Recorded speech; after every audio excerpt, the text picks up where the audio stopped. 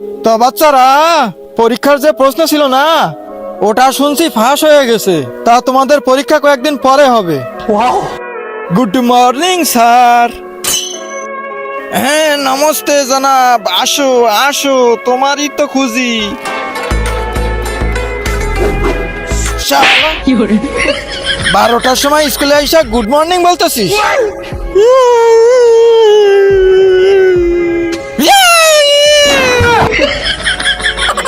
শালা দেখো কত বড় ফাজিল।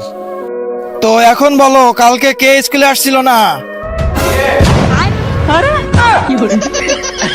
বেটা, এবার তোকে আমার হাত থেকে কে বাঁচাবে? তার আগে যারা চ্যানেলটিকে সাবস্ক্রাইব করে দিবে, তাদের মা বাবা যেন অনেক দিন বেঁচে থাকে। আর যারা ভিডিওটাতে লাইক কমেন্ট করে দিবে, তাদের মনের আশা যেন পূরণ হয়ে যায়। কমেন্টে বলে যাও আই লাভ ইউ মা বাবা।